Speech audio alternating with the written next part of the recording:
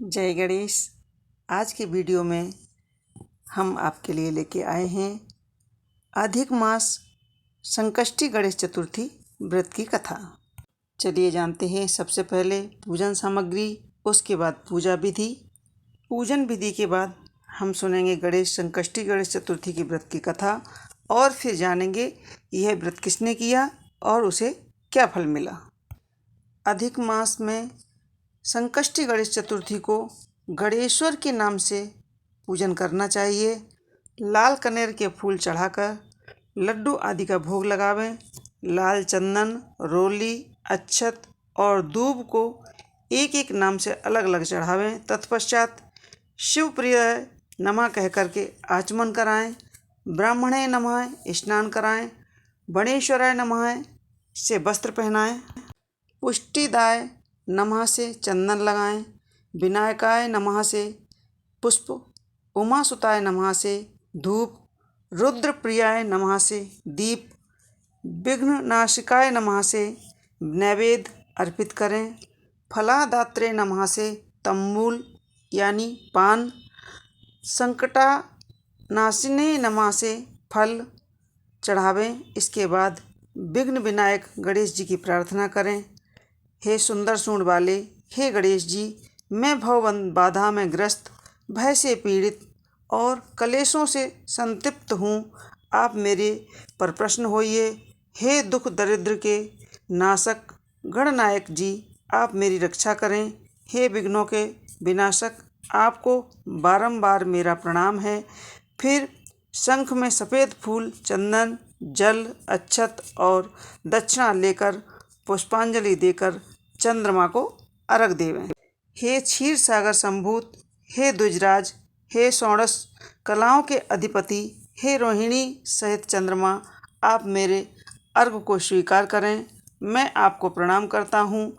तदंतर ब्राह्मण को भोजन करावें। लड्डू और दक्षिणा दे देवता और ब्राह्मण से बचे अन्न द्वारा स्वयं आहार ग्रहण करें। रात्रि में भूमि पर शयन करें। लालच विहीन होकर क्रोध से दूर रहें। हर महीने गणेश जी की प्रसन्नता के निमित्त व्रत करें। इसके प्रभाव से विद्यार्थी को विद्या, धनार्थी को धन प्राप्ति होती है। कुमारी कन्या को सुशील वर की प्राप्ति होती है और वह सौभाग्यवती रहकर दीर्घ काल तक पति का सुख भोगती है। विधवा द्वारा व्रत करने पर अगले जन्म में वैधव्य नाश हो जाता है और ऐश्वर्यशाली बनकर पुत्र पौत्रों का सुख भोगती है। अंत में मोक्ष पाती है। पुत्रेच्छु को पुत्र लाभ होता है। रोगी का रोग निवारण होता है। भयभीत व्यक्ति का भय रहित हो जाता है एवं बंधन में पड़ा मनुष्य बंधन से मुक्त हो जाता है। अधिक मास कृष्ण पक्ष गणेश चतुर्थी राजा चंद्रसेन की कथा। संकष्टी गणेश चतुर्थी पौराणिक कथा के अनुसार स्कंद कुमार जी कहते हैं, समस्त ऋषियों, आप लोग पुराण में वर्णित मंगलदायिनी कथा को सुनिए, जिसमें गणेश जी के व्रत के महात्म का वर्णन किया गया है। हे द्विजवरों, जिस समय पांडु पुत्रों को वनवास हुआ, वे सब धर्मपरायण और श्री कृष्ण की उपासना करते थे। एक समय की बात है कि अपनी इच्छा से भ्रमण करते हुए व्यास जी उनकी कुटिया पर आए। व्यास मुनि को देखकर सभी करबद्ध हो उनके सन्मुख खड़े हो गए और कहने लगे, आपके दर्शन कर हम लोग धन्य हुए। साथ ही हमारी कुटिया भी आपके पदार्पण से हमारा जीवन आज धन्य हुआ। आज हम लोगों का सब कुछ सफल हुआ, क्योंकि आपका दर्शन संपूर्ण कष्टों का निवारण है। आपके हमारी कुटिया में पदार्पण किया है, अतः हम लोग आपका स्वागत करते हैं। हम लोग राजच्युत होकर भी आज अपने को धन्य मान रहे हैं। ऐसा कहकर पांचों पांडव भीम, युधिष्ठिर, अर्जुन, नकुल, सहदेव उन्हें प्रणाम कर उनके सामने खड़े हो गए। पाद अर्ध आचमन और आसन प्रदान कर द्रौपदी ने हाथ जोड़कर उनसे कहना प्रारंभ किया, हे मुनिवर, मैं राजरानी होकर भी दुर्योधन की भरी सभा में केस पकड़कर अपमानित हुई हूँ और वनवासी बनी घूम रही हूँ। अब मैं क्या करूँ? मुझे कोई उपाय बताइए जिससे हमारे सभी कलेशों का शमन हो तथा हमारे शत्रुओं की पराजय हो। इस प्रकार युधिष्ठिर द्रौपदी के संकटनाशक उपाय पूछने पर सर्वज्ञ व्यास जी ने कृपापूर्वक उन्हें उपाय बताया। हे महाराज, इस समय संपूर्ण विश्व में आपके जैसा कोई दूसरा धर्मात्मा नहीं है। मैं आपसे ऐसे व्रत का वर्णन करूँगा जिससे आपके समस्त दुखों और संकटों का निवारण होगा। वह व्रत शुभदायक, फलदायक, दिव्य और पृथ्वी पर सभी मनोरथों को पूर्ण करने वाला है। इस व्रत के करने से विद्यार्थी को विद्या, धनार्थी को धन लाभ होता है। इस संबंध में एक प्राचीन उपाख्यान का वर्णन करता हूँ। ये युधिष्ठिर, आप सुनिए। प्राचीन काल में सतयुग में चंद्रसेन नामक एक राजा हुए थे। वे अपनी रानी के साथ दीक्षा लेकर परिवार के सहित रहते थे। वे अपने स्वजनों, उनके मित्रों, पुत्र और कुटुंबियों के साथ आनंदपूर्वक निवास करते थे। सौभाग्य से उनकी रानी बहुत ही गुणवंती तथा पतिव्रता थी। हे राजन युधिष्ठिर, उनका नाम रत्नावली था। वह पतिव्रता का पालन करने वाली थी। स्कंद कुमार जी कहते हैं, हे मुनिवरों, राजा और रानी में परस्पर बहुत प्रेम था। एक समय देवयोग से शत्रुओं ने उनके राज्य को छीन लिया। शत्रुओं ने राजा के कोष पर अधिकार कर लिया। उसके साथ ही सेना पर भी आधिपत्य जमा लिया। राजा का साथ अपने भाई बंधुओं से छूट गया। राजा भ्रष्ट होकर अपनी रानी रत्नावली के साथ वन में चले गए। एक ही वस्त्र में लिपटे हुए दंपत्ति भूख प्यास से विकल हो गए। हे युधिष्ठिर, रानी रत्नावली के साथ राजा अकेले वन में भटकने लगे। क्षुधा पिपासा से पीड़ित होकर वन में चलते चलते उन दोनों को सूर्यास्त हो गया। उस समय भयंकर वन में शेर, बाघ, चकवा, बगुला, कोयल और सारस रहते थे। रानी के पैर में कांटा चुभ जाने से राजा को महान संकट हुआ। उस वन में घूमते हुए राजा ने प्रातःकाल महर्षि मार्कंडेय को दूर से ही देखा। धीरे धीरे चलकर वहां तक पहुँचे और उन्होंने दंडवत किया। उनकी पत्नी ने भी मुनि को बारंबार प्रणाम किया। वन में विराजमान तपस्वी एवं जितेंद्रिय मुनि मार्कंडेय जी से हाथ जोड़कर राजा ने पूछा, हे पूज्यवर, मैंने पूर्व जन्म में ऐसा कौन सा पाप किया था जिससे मेरी राजलक्ष्मी शत्रुओं द्वारा छिन गई है? मार्कंडेय मुनि ने उत्तर दिया कि हे राजन, आप अपने पूर्व जन्म के वृतांत को सुनिए। मैं बताता हूँ। एक बार आखिर शिकार के लिए आप गहन वन में चले गए। हिरण, चीते और खरगोश का शिकार करते करते उस वन में रात हो गई और अधिक मास की चतुर्थी आ गई।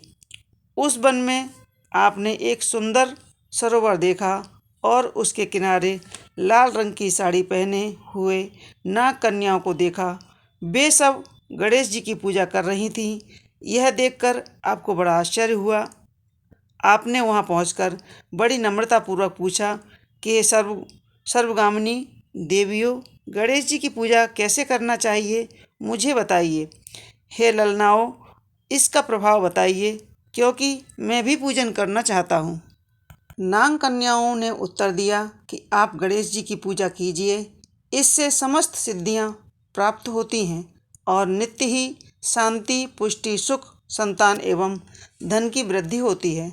राजा ने पूछा, हे देवी, गणेश जी की पूजा किस महीने में और किस तिथि को करनी चाहिए? इसमें किस वस्तु का दान देना चाहिए? इस पूजन की क्या विधि है? आप मुझे समझाइए। नाग कन्याओं ने उत्तर दिया, हे राजन, अधिक मास के कृष्ण पक्ष की चतुर्थी को चंद्रोदय होने पर विधि सहित विघ्न विनायक गणेश जी का पूजन करनी चाहिए। अपनी सामर्थ्य के अनुसार भक्ति भाव से पूजन करें। गणेश जी को पंचामृत से नहलाकर लाल पुष्प चढ़ावें। गंध, धूप, दीप, नैवेद्य, दूब, 2 वस्त्र सुगंधित दिव्य चढ़ावें। घी, चीनी से बने हुए 15 लड्डू भोग लगावें। इसमें से 5 लड्डू गणेश जी को अर्पित करें और 5 लड्डू ब्राह्मण को दे देवें और 5 लड्डू कुंवारी कन्याओं को पहले देकर बाद में स्वयं भोजन करें। श्री गणेश जी की प्रसन्नता के लिए समस्त सामग्री गणेश जी को अर्पित करें। तत्पश्चात पुराणों कथा सुने और ऐसा करने से मनुष्य की सभी इच्छाएं पूर्ण होकर समस्त सिद्धियां प्राप्त होती हैं। गणेश जी के पूजन की यही विधि है। नाग कन्याओं की बात सुनकर राजा ने उन्हें बारंबार नमस्कार किया। इस प्रकार राजा ने वहां गणेश जी के व्रत का मन में संकल्प करके सरोवर के तट पर जाकर गणेश जी का ध्यान किया और वहां से चले गए। इसके प्रभाव से गणेश जी आप पर प्रसन्न हो गए और आपको पुत्र, स्त्री, धन, धान्य आदि से परिपूर्ण कर दिया। आपके महल में रत्नों के हार, स्वर्ण, गौ, हाथी, घोड़ा का अभाव न रहा। परंतु कुछ दिनों बाद आप धन गर्भित होकर व्रत करना भूल गए। इसके तदंतर आप उस जन्म में मृत्यु को प्राप्त हुए।